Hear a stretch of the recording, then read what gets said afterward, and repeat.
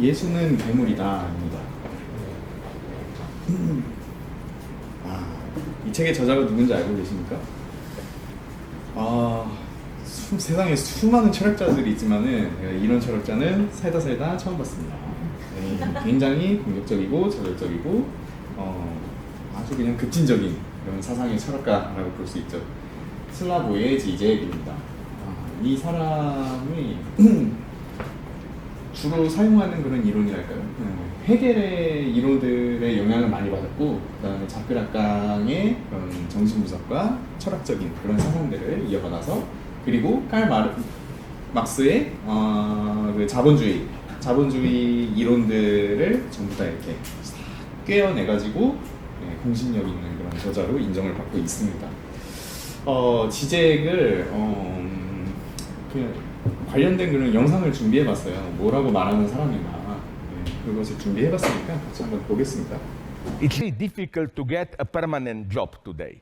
You know, you get a contract for half a year, 1 year, 2 years, and so on. Now, the ruling ideology tries to sell you this as a new freedom. They tell you, isn't this wonderful? You are no longer typecasted, fixed into one role. You can reinvent yourself every year, every second year.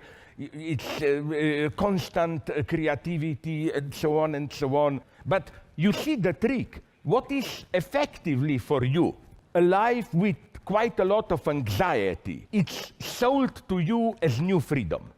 And if you don't accept this new false freedom, you are accused of being traditional, living in the old paradigm, and so on and so on. So, no wonder, again, the result is an explosion of blind rage, fury. 맹목적인 분노에 대해서 이렇게 강의를 하는데, 우리 사회의 그런 구조들, 이런 것들을 좀 꼬집어서 이야기하면서, 교묘하게 이렇게 좀 이렇게 억누르려고 하고, 뭔가 이제 지배하려고 하고, 그러는 것들을 다시 드러내서 이런 것 때문에 그런 것이다 라고 다시 이렇게 찝어내는 그런 지적의 모습을 볼 수 있었습니다. 그런 태도로 이 기독교를 바라보더라고요. 똑같이. 그래서 지적이 말하기를 그리스도는 괴물이라고 해요. 괴물이라고 하면은 뭔가 이제 막 완전 사악하고 마귀 같은 그런 거 있잖아요. 그런 거 생각하기 마련인데 아니에요. 그런 이미지에 사로잡히면 안 돼요. 합리적인 용어만으로 설명 불가능한 그런 예외적인 것이다. 뭔가 이제 우리가 생각하는 그런 괴물 같은 모습, 그리고 이 지적이 말하는 괴물 같은 모습, 공통점은 이런 거예요. 합리적인 것 자체가 그 예외적인 것, 그런 것의 토대다라고 하는 거. 그래서 지적이 뭐 누군가 그러더라고요. 뭐 위험한 철학자라고. 근데 그런 거 잘 모르겠고 믿기 위해서는 일단 알아야 되는 건데 이 지식을 파고 들어가야 되는 건데 이 파고들 자신이 처음에는 없었어요. 사실. 근데 이 책에서 이렇게 위로를 하더라고요. 그 반대로도 생각해야 돼요. 알려면은 믿어야 돼요. 믿지 않으면은 이게 알 수도 없고 알고자 하는데 믿지 않으면은 그 아는 거는 다 거짓이에요. 그래가지고 이것을 이제 딱 들어갈 수 있게 된 그런 계기였습니다. 그래서 제가 던져본 질문이 지적이 주장하는 예술의 괴물성은 무엇인가? 첫 번째 이제 케노시스. 자기를 비우는 괴물성.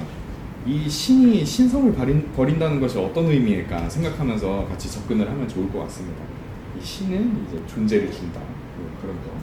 그다음에 두 번째 마술성. 이 마술성은 우리가 이제 마술에 대해서 얘기를 할 거거든요. 그 마술 속의 트릭 이런 것들로 인해서 우리가 그리스도를 얼마나 잘못 보고 있었나라는 것들을 이제 깨우치는 그런 것이 되지 않을까 싶고, 그 다음에 계명, 보충으로 인해 변화하는 실제. 이 계명이라는 거는 그 기독교에서 쓰이는 건데 이제 그 하나님이 맨 처음에 그 모세에게 율법을 주었다라고 그것이 시초인데 그것을 현대 사람들이 그것을 정확하게 그 믿고 이렇게 따라야 돼 하고 하는 사람들이 아직 있는데 그 계명은 사실 엄밀히 말하면은 부분적인 지식이거든요. 절대적인 지식이 아니라. 그래가지고 요런 것들이 보충하는 시간이 필요하다. 그래서 보충으로 통합하는 그런 시간이 필요하다라는 것에 대해서 좀 이야기를 하면서 우리가 이제 이 안에서 얻는 것이 무엇인가? 정신을 얻는다. 정신을 얻어서 나의 실체가 이렇게 변환하는 것, 그것이 이제 이 지적이 말하려고 하는 괴물성이다라는 것을 순서대로 한번 보시겠습니다. 케노시스라고 하는 거는 신성 포기예요. 그러니까 신이 나 신 안 할래 하고 그냥 이렇게 성육신 그리스도로 이렇게 내려오는 사건이거든요. 이 성육신은 더 이상 이제 인간이 되어버리면은 그 다음은 신이 되는 것은 불가능해요. 그래서 이렇게 신에서 인간으로 내려오면은 느껴지는 것이 이제 딱 우리에게 두 가지가 있는데, 일단 인간이 신에게 이제 버려지는 기분이 드는 그런 신으로부터의 소외, 그 다음에 절대자는 그 신이 이 신의 주체성이 사로잡혀 버리는 신 자신으로부터의 소외가 또 하나 발생을 해요. 그래서 신 자기의 소외는 이 인간 개인이 신 없는 세계에서 신에게 버려진 채 이제 홀로 있는 자신을 경험하는 그 인간의 신으로부터의 소외와 겹쳐진다. 뭔가 이게 외로움 그런 것을 표현하고 있죠. 그래서 그 비워져 가지고 케노시스 되었을 때, 그게 이제 소외가 인간도 소외가 되지만은 신 자신도 소외가 된다. 그 비워지는 과정에서 신은 인간에게 또 어떻게 보면 공감적인 존재가 되는 것 같기도 해요. 그런 의미거든요. 그리스도는 이제 예전보다 더 우리 마음에 현존할 것이고, 그 다음에 우리가 고통당할 때 그도 함께 고통을 당한다라는 그런 내용이고, 그 다음에 이 신 자신은 보편적인 실체로서 그 자기를 이제 비워야 돼요.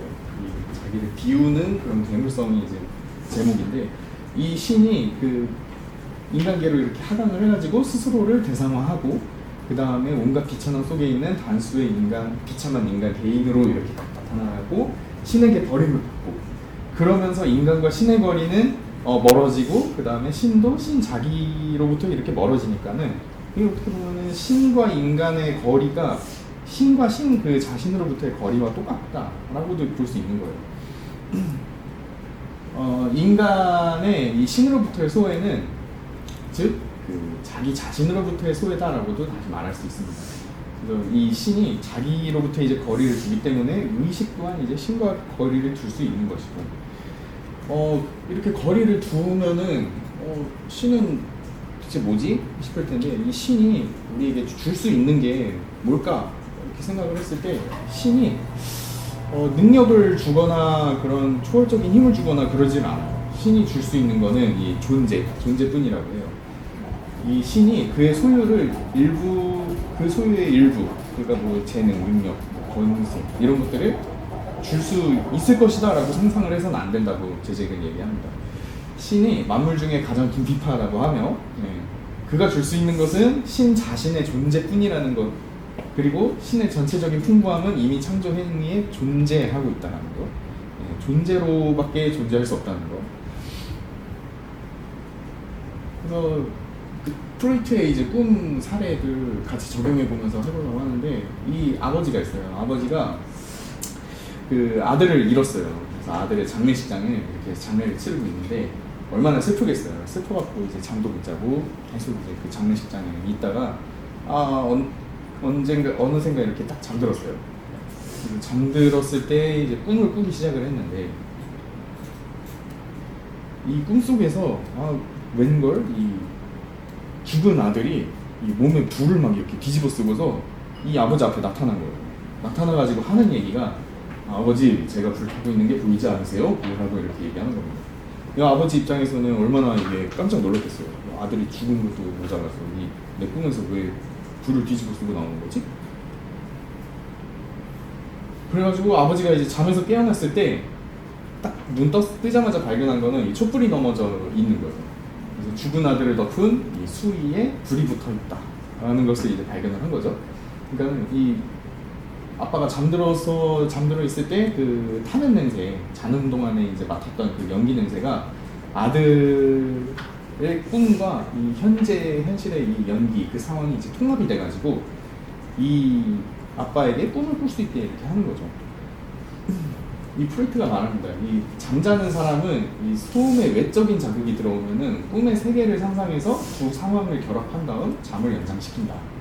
프로이트가 잠을 잘 때 이제 꿈을 꾸는 이유가 무엇이냐라고 이렇게 질문을 받았을 때 이렇게 얘기를 했어요. 그 이유는 잠을 더 자기 위해서예요. 라고 이렇게 얘기를 해요.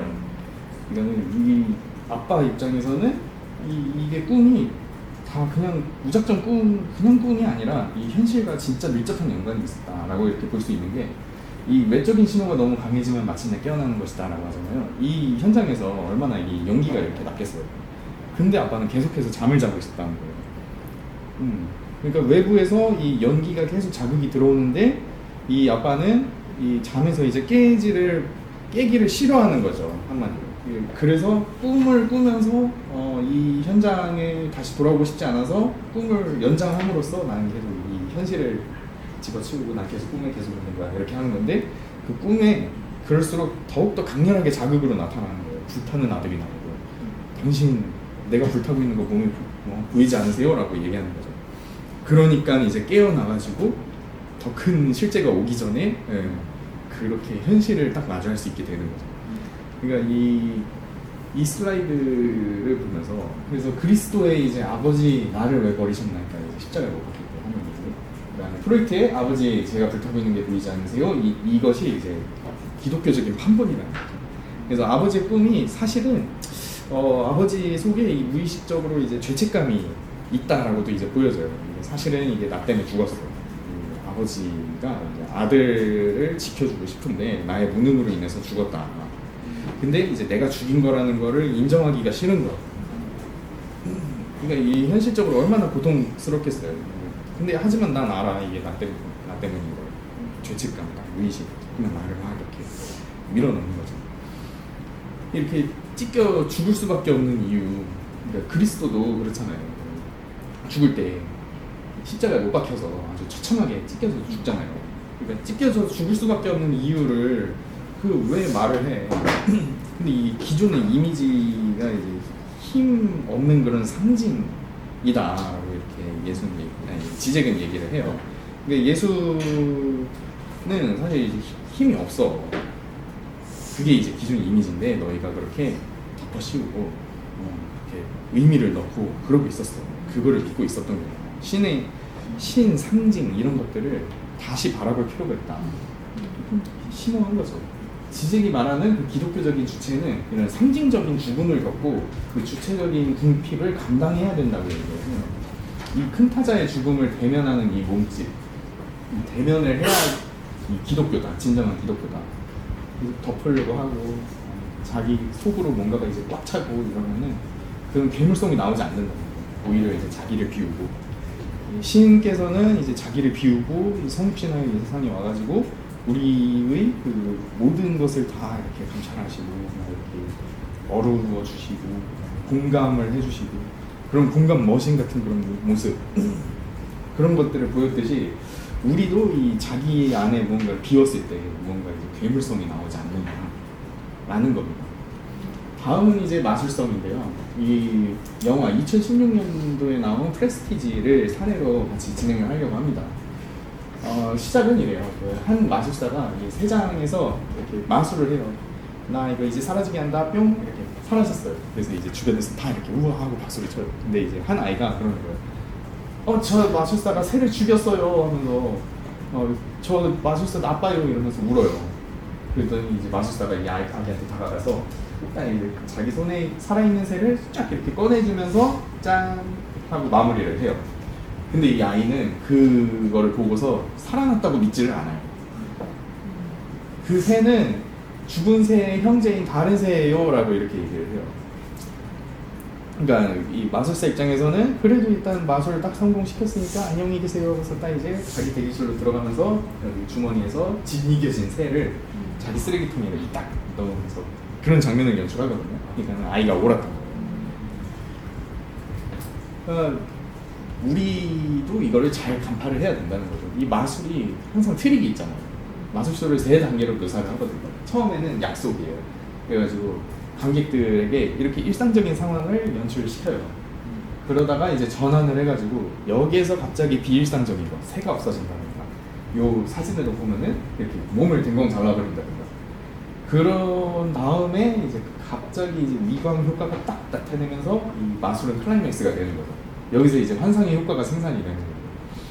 근데 요거를 이제 드러내면 어떻게 됩니까? 여기는 여기 2명이 있다는 것이 드러나게 되는 거고, 그 다음에 아까 그 아이의 예로 봤을 때는 그 마술사 몸을 막 이렇게 뒤적뒤적 하면은 진이 계신 새가 이렇게 나왔을 거고, 그러니까 위광의 기적이 일어나기 위해서는 그 마술에서 이제 클라이맥스 하이라이트 빵 터지기 위해서는 어딘가에는 그 진실이 있다라는 거죠.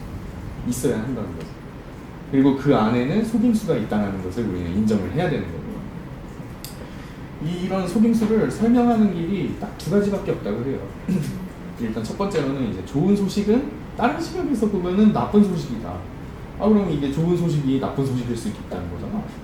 그리고 나쁜 소식이 좋은 소식일 수도 있다는 거잖아. 둘째, 좋은 소식은 좋은 것이지만 다른 주체와도 관련이 된다. 그래서 이 의사속담을 간단하게 가져왔어요. 첫 번째로는 이제 나쁜 소식은 이제 당신이 치매에 걸렸어요라고 이렇게 말을 했는데, 근데 괜찮아요. 이것도 좋은 소식이에요. 왜냐면은 당신은 집에 돌아가자마자 치매로 이걸 잊어버릴 거거든요. 아래 예시를 보면은 당신은 안 걸렸고 다음 달이면 이제 죽어요. 나쁜 소식이죠. 근데 좋은 소식은 제가 그 위로하는 의미에서 젊고 아름다운 간호사를 당신 침실에 넣어드리도록 하겠습니다. 이렇게 하는 거예요. 그러면은 다른 주체가 이제 또 들어오는 거죠. 그럼 이제 미친 듯이 긴 밤을 보냈다. 아주 좋죠. 그러니까 나쁜 소식이 꼭 나쁜 소식이냐? 뭐 아닐 수도 있다. 네. 그래서 해결적인 종합으로 봤을 때는 이게 종합이라는 거는 두 개의 이제 종합인 것이다. 그러니까 좋은 소식은 그 자체가 나쁜 소식인 것이고, 나쁜 소식은 또 그게 좋은 소식일 수도 있고. 그러니까 이게 어느 것은 이것이다, 이것은 저것이다 이렇게 되는 게 아니라 이것이 이것일 수도 있고, 긍정이 부정일 수도 있고, 좋은 소식이 나쁜 소식일 수도 있고. 이게 둘 다 긍정이 되는 그런 속성이 이제 괴물성이라는 거예요. 그래서 이 죽은 새 그런 거는 그냥 어쩔 수 없어요. 이거는 존재하는 거예요. 있는 거예요. 새는 진짜 죽었고, 그리고 그리스도도 진짜 죽었고. 근데 그리스도는 그 죽음으로 인해서 이제 성령이라는 또 다른 주체로 다시 태어난 거죠. 이렇게 진실을 이렇게 바라보려고 해야 된다. 겉에 이렇게 위광, 감추어진 것에 이렇게 박수를 칠 게 아니라.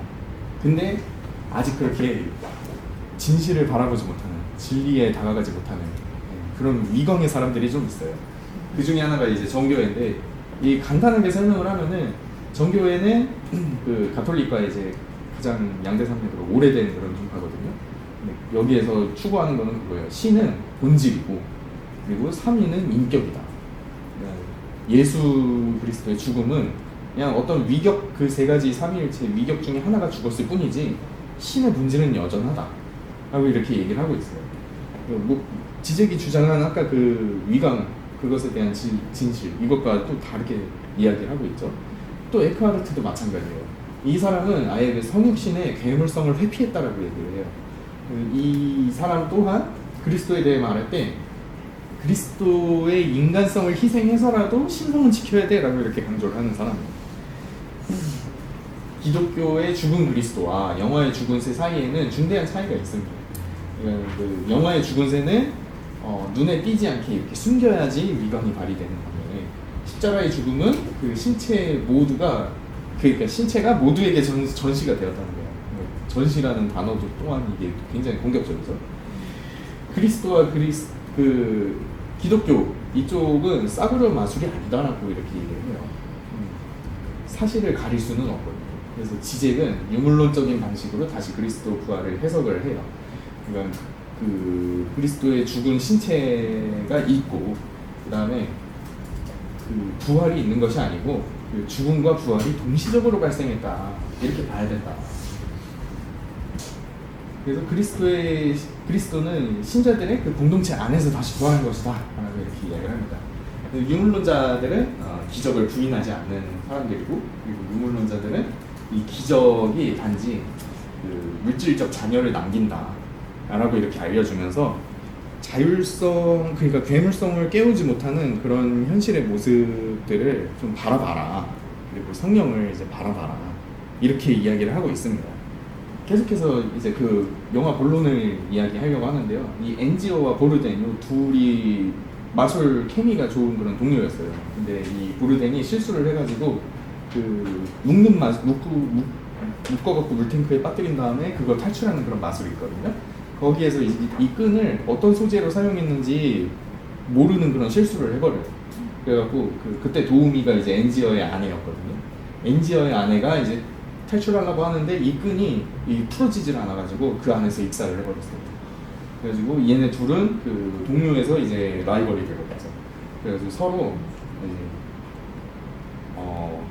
갈라섰고, 그다음에 자기 명성, 그리고 얘가 뭔가를 개발을 한다, 뭔가 명성을 얻는다 그러면은 그거를 뒤에 가가지고 이제 다 엎어버리고 다 견제하고 그런 삶을 살았어요. 그러다가 어느 날 이 보르덴이라는 저기가 발견을 해요. 그 새로운 마술을 개발을 해요. 뭐냐면은 왼쪽에 이제 사람이 있잖아요. 근데 눈을 닫으면은 뭐 몇십 초도 아니에요. 바로 이제 바로 옆에서 똑같은 사람이 이렇게 딱 나오는 거예요. 순간이동 마술을 개발을 한 거죠. 그래가지고 이 보르덴이 명성을 이제 펼치게 돼요. 와, 이 사람은 순간이동 마술하는데 신기하다. 그래가지고 그 엔지어가 이거 소문을 듣고서 바로 이제 견제 딱 하러 들어가요. 뭘 할 수 있지 하면서 이렇게 딱 수소문하다가 그 테슬라의 기술력을 바탕으로 무엇이든 복제하는 그런 기계가 있대요. 그래서 그거를 이제 딱 매입을 해가지고 그거를 마술에 이제 써먹습니다. 그래서 진짜 사람을 복제를 하는 걸 갖고 온 거예요. 근데 실제로 마술에 적용하면은 어떻게 되겠어요? 나란 사람이 복제가 되니까 2명이 되잖아요. 근데 이게 계속 매번 다닐 때마다 하면은 계속 증식이 될 거고, 그러니까는 장치를 하나 마련한 게 죽이는 거예요. 이렇게 돼가지고 물탱크에 그냥 하나를 빠뜨려 죽이는 거예요. 그러면 하나는 제거가 되고 하나는 계속해서 이제 운영을 할 수 있고 그런 거죠. 그 보르덴의 마술 방법과 이 엔지어의 마술 방법이 엄청나게 차이가 많이 나게 돼 버렸어요. 이 보르덴의 마술에는 사실 비밀이 하나 있었는데 그 쌍둥이예요. 일란성 쌍둥이. 그래가지고 여기서 이렇게 한 명이 들어가잖아요. 형이 들어가면 동생이 이렇게 나오는 거예요. 근데 이제 그 엔지어는 이런 거 몰라요. 그냥 이제 심각해요. 그 사람이. 얘는 이제 나의 그 원수다. 저 새끼 죽여야 돼. 막 이렇게는 생각해가지고 꽉 차가지고 비질 않아가지고 이 의미가 꽉 차버려가지고 그냥 이제 냅다 들이박은 거예요. 그래갖고 나오는 게 요거. 이 세계에 나와서는 안 되는, 아직 나와서는 안 되는 테크놀로지야. 예. 그래서 여기서 말하려고 하는 게 그거예요. 그 은유, 전치 뭐 이런 것들을 통해서 이 꽉 차 있는 것들을 비워가야 된다라는 것이 이제 지젝이 말하는 포인트예요. 그 결론은 꽉 차 있지 마라. 그 내가 주체다라고 이렇게 주장하고 막 이렇게 내 맘대로 하는 거는 사실 이제 그거는 안 된다는 거죠. 그렇듯이 이제 나아가서 신앙 또한 이렇게 이해하자. 우리 삶의 자세도 이렇게 나아가자라고 이야기하고 있는 것이 지젝의 포인트였습니다. 마지막으로 이제 계명 쪽을 보려고 하는데요. 요거 읽을 줄 아시나요? 이거는 못 읽으시겠죠. 이거는 10계명이에요.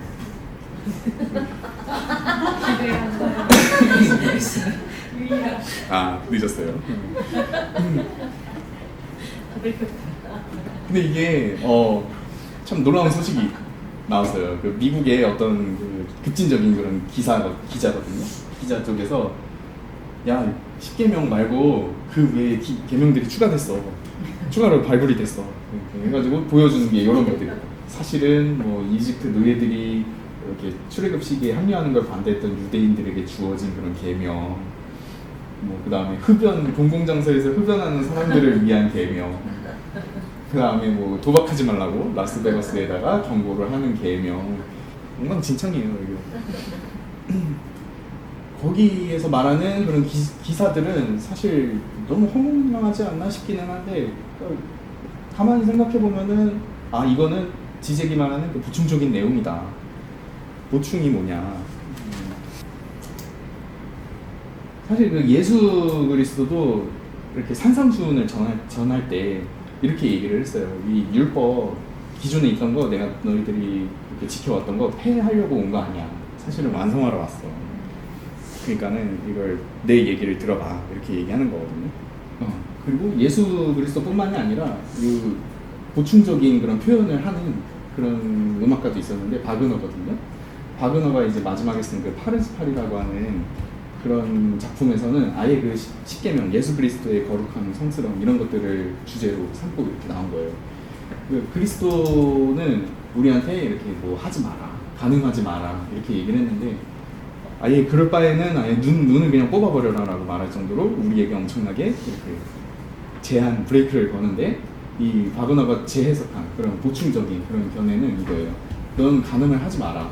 근데 나는 너에게 말한다. 너는 사랑 없이 결혼하지 말라. 네가 사랑 없이 결혼하면은 결혼하면서 심게 죄를 짓는 거다. 이렇게 이야기를 하거든요. 이게 보충을 함으로써 내가 알고 있던 그 10계명의 그 엄청나게 그 규율 막 꽉 잡고 있고 엄청나게 엄격하고 그런 것들이 조금 이제 풀어지는 그런 느낌이 들었거든요. 그래서 이 진정한 간음은 이 혼의 정사가 아니라 사실은 이제 사랑 없는 결혼에서의 정사다. 그래서 이런 거를 하면은 보충적인 것들을 계속 이렇게 하면은 어떻게 되느냐? 이 정신이 이제 형성이 된다는 거죠. 정신이라는 것이 뭐냐면 이제 자연적인 이제 직접성을 극복하고 직접성을 이제 고양했을 때 그렇게 나타나는 거고 자신에게로의 회개하거나 그 자기 자신으로부터 이제 떠나가죠. 그래서 스스로 소외시키는 그런 일체의 과정이거든요.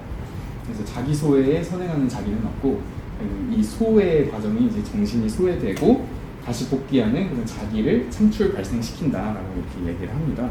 그러니까 정신이라는 것은 이 직접적인 그 물 자체, 경험 이런 것들을 극복한 거, 거세한 거 이렇게 이해를 할 수 있겠습니다. 시는 이렇게 자신 안에 이제 일종의 공백을 이렇게 열어야 되고 그 열어가지고 창조를 하는 거고 그다음에 일상적인 경험에서 어떻게 이렇게 급진적인 실체 변화를 겪는지 이렇게 알아봐야 된다라고 얘기를 하고 있고 그 모든 것을 변화시키는 것이 락강이 말한 대상 A 되는 것이다 라고까지 얘기를 합니다. 반대로 지향이 되는 것은 신적 실체 자체다라고 하는데 이거는 부정되면서 동시에 이제 성령이라는 그 실체 변환된 형태로 신자 속에 영원히 보존된다. 이 공동체 속에 여전히 보존된다. 한번 빠르게 정리를 해보자면은 지잭에게 이제 인간의 죽음이란 뭐냐면은 진짜 그냥 꼴바닥 죽었다가 아니라 인간 주체성이 인간 자신에게 있지 않다라는 걸로 이해를 하시면 됩니다. 그 다음에 이제 신의 죽음이라는 것은 이제 신이 꼴바닥 했다 그게 아니라 그 신 자신이 그 자신의 주체성이 자기 자신에게 있지 않다라는 뜻으로 이해를 해야 한다고 합니다.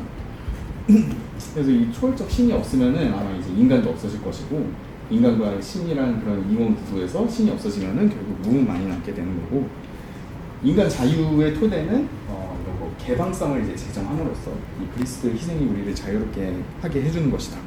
그래서 이제 이 보충으로 인한 변환 그리고 일어나는 통합 그리고 일어나는 그 출현 정신의 출현 이런 것들을 이해를 해야 되는 것이고요. 그다음에 성령은 이 그리스도가 죽었을 때 동시에 이제 부활한 것이니 또 다른 주체로 태어난 것이니 이 성령을 또 이렇게 은폐시키거나 아까 그 위광에 이렇게 감춰버리거나 엉뚱한 게 이렇게 행동하지 말고 진리, 이 기독교의 진리를 똑바로 이렇게 바라볼 수 있어야 된다. 마지막으로 이제 그 두세 사람 모일 때라는 그 마태복음이 성경을 읽는데 참 마음에 이렇게 와닿더라고요. 두세 사람 모여 있는 그 자리 거기에 이제 내가 그들 가운데 있다. 그리고 이 지잭이 이거를 문자 그대로 받아들여야 된다라고 생각을 한다라고 얘기를 해요. 그래서 이거 우리 있잖아. 두세 사람이 모여 있는 자리 여기. 여기 안에 이제 성령님이 계시다는 거예요. 그래서 이 안에서 그 신성을 버리고 성육신 하신 그 예수 그리스도 성령이 여기에 같이 계시다라는 것이고 그 괴물성이 이제 우리 안에도 다 같이 있다라는 의미이고 그다음에 우리가 이 안에서 이 공동체 신자 공동체로서 이렇게 활동을 하면서 그 괴물성이 키워나가질 수 있게 되는 것이다.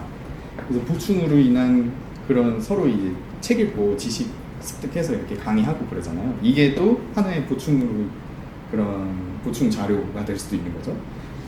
이런 부분 지식들이 계속 모여서 보충으로 통합하는 시간 이런 시간들을 가질 때 이 성령님이 이 안에서 기뻐하신다라고 이렇게 이야기를 하는 것을 알아볼 수 있었습니다.